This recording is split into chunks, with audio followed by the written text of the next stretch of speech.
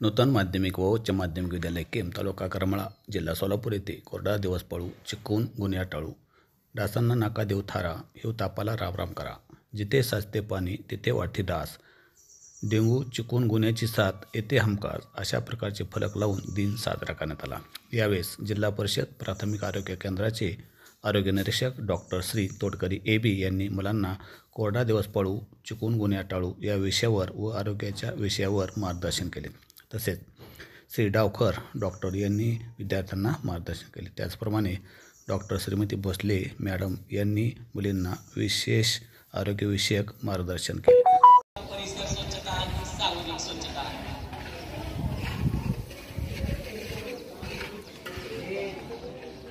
आणि सार्वजनिक स्वच्छता हे फार महत्त्वाचं आहे आपल्यासाठी, बरोबर ना? वैयक्तिक स्वच्छता कशाला म्हणतात? आपल्या स्वतःची स्वच्छता, बरोबर? परिसर म्हणजे सार्वजनिक म्हणजे परिसर म्हणजे आपल्या घराभोवतीची स्वच्छता। यासाठी आपल्याला सगळ्यात महत्त्वाचं वैयक्तिक स्वच्छता पाहिजे। आपण जर स्वच्छ असेल आपलं मन स्वच्छ होतं, बरोबर आहे ना? आपण बघा आंघोळ नाही केली, आपल्या ड्रेसला बटन नसले, तेल नाही लावलं झालं आपल्याला काय होतं माहिती आहे का? आपली ॲक्टिव्हिटी जी असलेली बुद्धी आपली नॉर्मल होतं, आपल्याला विचारात नाही करायची, बरोबर आहे? त्यासाठी काय माहिती आहे का? आपल्याला डेंग्यू मलेरिया चिकनगुनिया यासाठी आपल्याला आरोग्य शिक्षण द्यायचं आहे। तर वैयक्तिक स्वच्छता जशी आपली पाहिजे त्या पद्धतीने पाहिजे। म्हणजे एक आठवड्यातला तास असतो आपल्याला, बरोबर आहे ना? आता शिक्षक लोक टीचर लोक सांगून तुम्हाला थकतात वैयक्तिक स्वच्छता, तर आपण ते एक दिवस आपल्याला दिलेला असतो, आपण ते करतो। पण असे भरपूर विद्यार्थी आहेत वैयक्तिक स्वच्छता करत नाहीत। परिसर स्वच्छता लांबच। परिसर स्वच्छता म्हणजे कसं आहे? आपल्या घराभोवती किंवा आपल्या हायस्कूल शाळेभोवती आता तिथं डबकं साठलेलं आहे पाण्याचं डबकं आहे। त्या पाण्याचं डबकं आहे ना, त्यात जळालेलं ऑइल टाकायचं। त्या पाण्यात जर जळालेलं ऑइल टाकलं तर ती बंधात्मक आपल्याला डास आहेत ना त्यात अंडी घालतात, ते अंडी घालू शकत नाहीत। घातले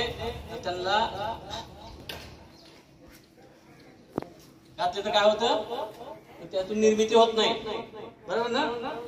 तर त्यासाठी सगळ्याच्या घरी मोटरसायकल आहेत की मोटरसायकल? मग आपल्या पप्पांना काय तुम्ही म्हणता? त्यांना म्हणायचं मोटरसायकल जर आपली गॅरेजला गेली, मी इथून तू सांगायला लागलो पहिली फर्स्टपासून शेवटपर्यंत सांगा। एवढं का सांगायची माहिती तुमच्या डोक्यात बसतं? म्हणजे जळालेलं आहे तुम्हाला वाटतं जळालेलं आहे कुठं मिळतं? त्यासाठी सांगतो आपल्या घरी सगळ्याच्या घरी मोटरसायकल येते। मग आपल्या पप्पांना सांगायचं गॅरेजला गेले की भरपूर जळालेलं ऑइल घेऊन या, का तर आपल्या ऑइल चेंज होती गाडीचं, आणि ते घरी ठेवायचं। का घरी ठेवायचं? बघा सगळ्याच्या घरी कासव छाप गुड नाईट असते का नाही डासाचं? मग त्यांना डास जात नाही।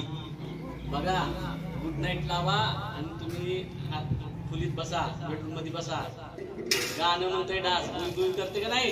गुड नाईट झालं, बरोबर ना? त्या आईला काय होतंय? डास उत्पत्ती स्थान नष्ट होतं, म्हणजे जी अंडी घातलेली आहेत त्यातून आळ्या तयार होत नाहीत आणि ती त्याची कमी होत नाही।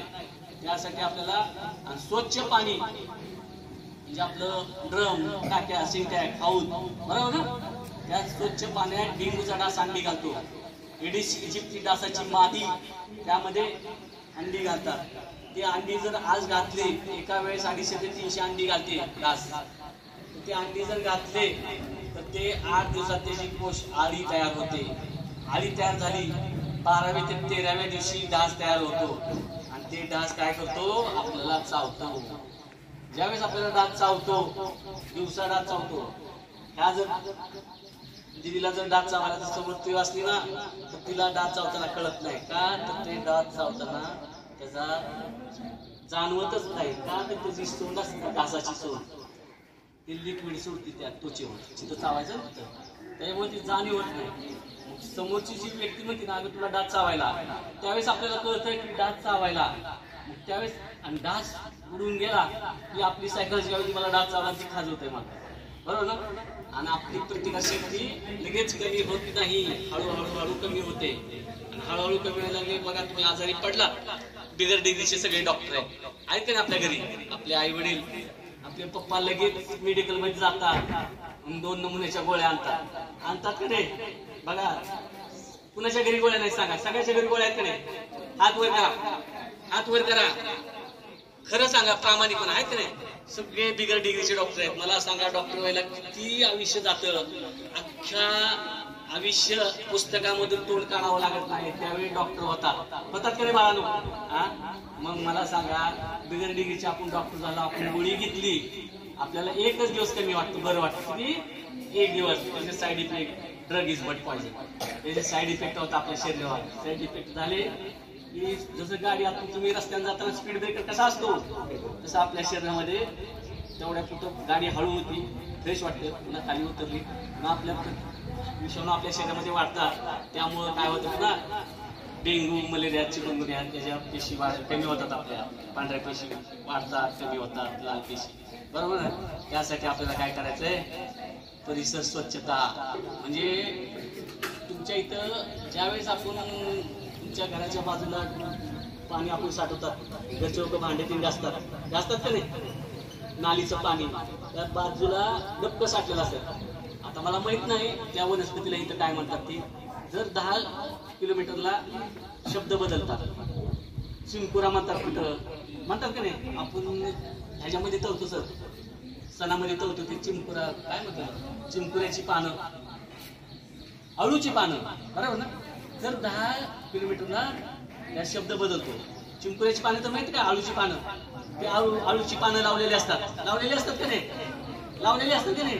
आणि त्या घाण पाण्यातल्या आपण आळूची पानं त्या ढास लाभतात का नाही.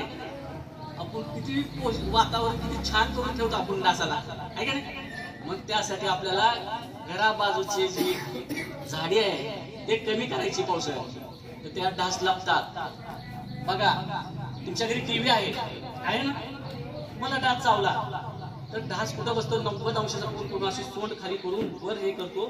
आणि ब्लॅक आहे, ब्लॅकवर जास्त डास दिसतात. बघा तुम्ही टीव्हीच्या तिथं जास्त कपडे काळे असतात, तिथं कोंदट वातावरण असतं सर, तिथं ढास बसलेले असते. ज्यावेळेस आपल्याला चावला तर तो ढास कमीत कमी 1 ते 1.5 तास तिथून जात नाही का. त्याचं ते ढास आहे ना, पूर्ण त्याचं ते रक्ताचं व्यवस्थित हे करून का, तर त्याला पुन्हा दुसऱ्याला चावावं लागतं. तर त्याचं टार्गेट असतं. तसं तुमचं टार्गेट आहे का नाही, 4थीचे मुलं 5वीला जातात, वार्षिक परीक्षा झाल्यावर जातात का नाही. तसं त्या ढासाचं बी टार्गेट आहे. 22-23 दिवशी सर ढासच राहतं, त्याचं टार्गेट तुम्ही म्हणतं. फक्त मादी चावती बरं का ढासाची. बघा आपल्याला ढासाचे फक्त 2 ते 3 प्रकार माहितात, डेंग्यू, मलेरिया, चिकनगुन्या. डेंग्यूचा आणि चिकनगुन्याचा डास एकच, एडीसीची डासाची मादीच, आणि तुमच्या मलेरियाचा एक डास. आणि त्याची आपल्याकडं जाती किती आहेत, 105 जाती आहेत, 105 ते 107 आहेत. नागपूरला त्याचं मोठी लॅब आहे सर. आजपर्यंत आपण PM कुणाची होती, माणसांची PM होती, ऐकलं की जनावरांची PM होती वेटरनरीमध्ये. तर मला सांगा ढासाची PM करताना केवढा कीटक असतो, एवढाच असतो नाही. त्याची PM होती. नागपूरला आमची ट्रेनिंग असती, त्या ट्रेनिंग मध्ये आम्ही पाहिलेलं त्याची PM करतात.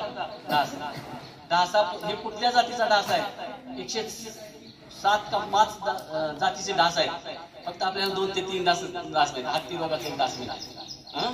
मग त्यासाठी आपल्याला पाणी साठे, कोरडा दिवस पाळू, डेंग्यू, मलेरिया, चिकनगुन्या टाळू, बरोबर ना.